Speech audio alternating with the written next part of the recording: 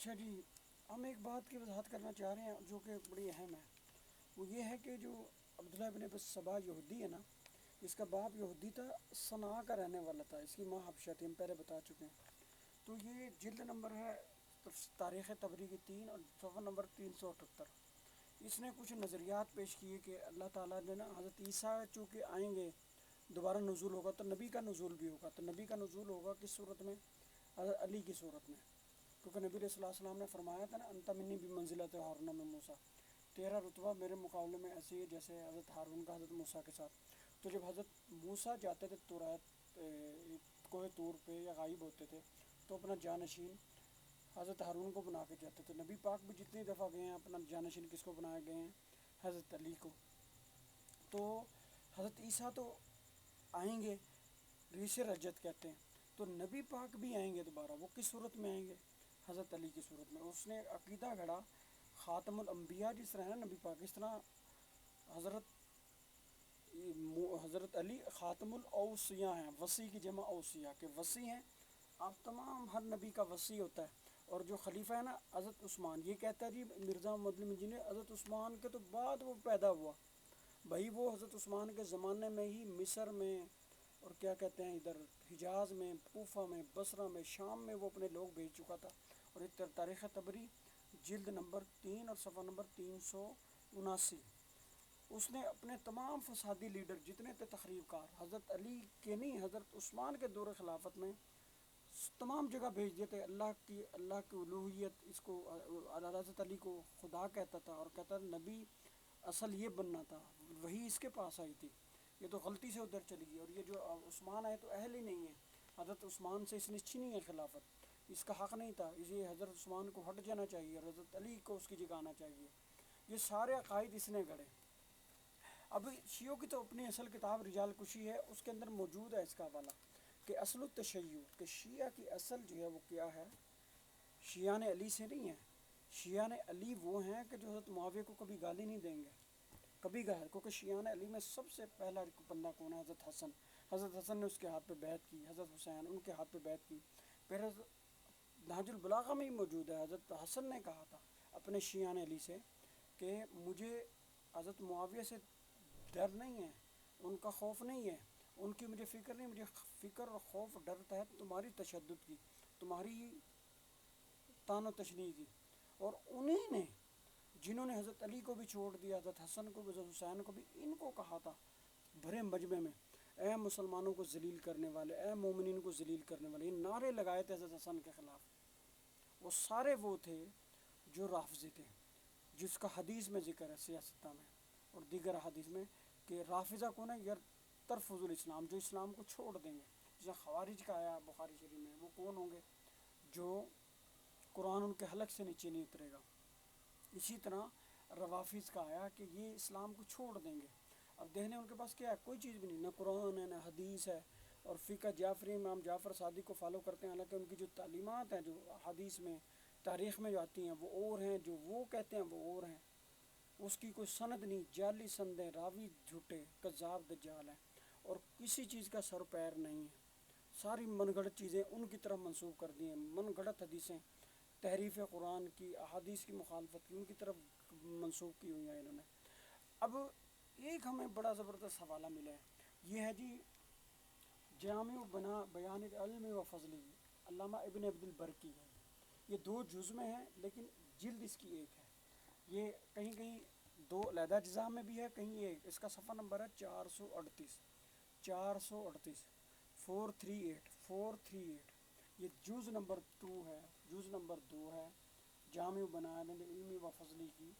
یہ علامہ ابن عبد البر بہت بڑے مالکی بزرگ ہیں، اسماء الرجال کے بڑے ماہر محدث ہیں، فقیہ ہیں، مورخ ہیں، ہر چیز ہے. یہ ان کی یہ کتاب ہے الاستیعاب ہے، جو صحابہ کرام کے جو ہے نا سوانح عمری پہ ہے، بایوگرافی پہ ہے.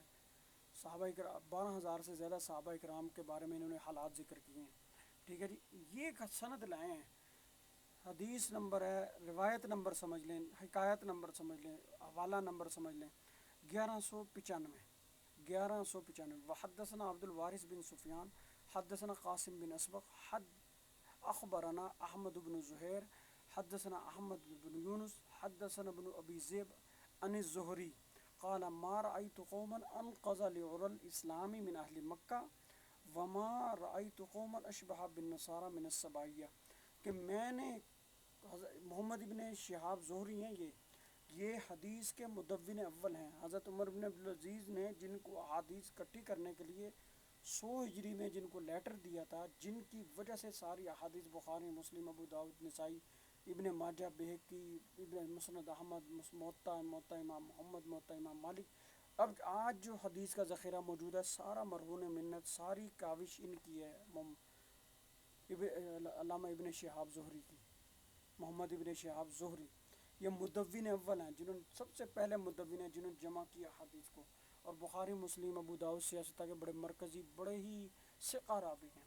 انہوں نے کیا کہا، ما رأیت قوما اشبہ بالنصارى من السبائیہ، جو میں نے قوم دیکھی ہے نا جو نصرانی اور عیسائیوں سے بہت زیادہ مشابہ ہے، وہ سبائیہ ہے، عبداللہ ابن سبا یہودی۔ اب اس سند میں گزرے ہیں احمد ابن زہیر، یہ احمد ابن زہیر، یہ دیکھیں یہ ہے سند 1195، یہ 1195 ہے، اس میں سند میں ہے یہ احمد ابن زہیر۔ آگے یہ تشریح کرتے ہیں سبائیہ کون ہے، یہ عبداللہ ابن سبا یہودی کے پیروکار کون ہے؟ فرماتا ہے قال احمد ابن زہیر یعنی رافضہ،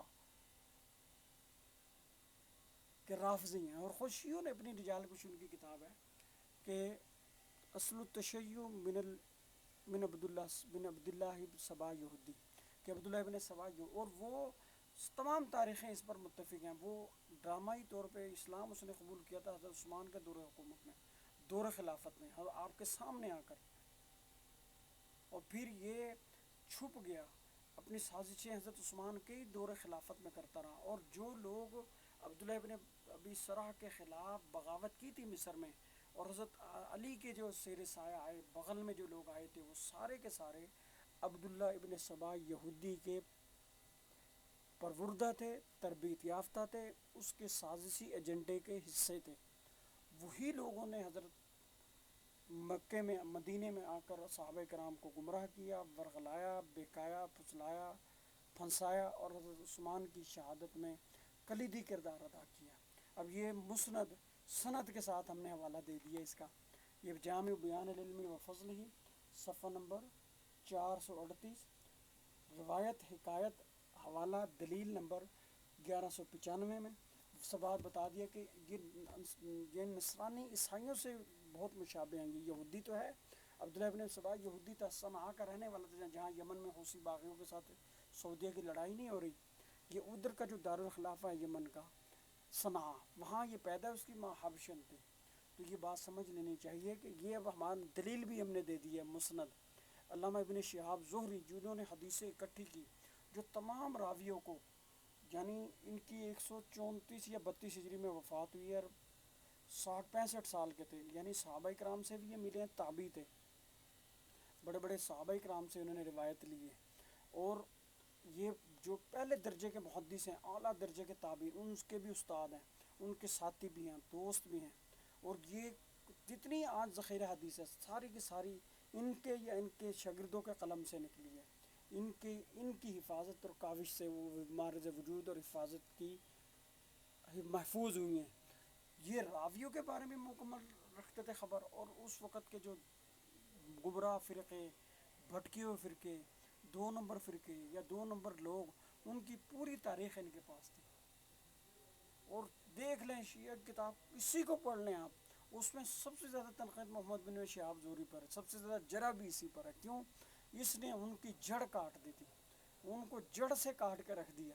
اب اسی نے بتایا کہ یہ نصاری سے زیادہ عبداللہ ابن سبا یہودی ہے، اور احمد ابن زہیر جو راوی ہے یہ محدث ہے، سیاستہ میں اس کا بڑا مشہور راوی ہے، آپ کو مسلم شریف میں بھی کئی جگہ ملے گا۔ یہ کہتا ہے اس سے سبائیہ سے مراد رافضیہ ہے۔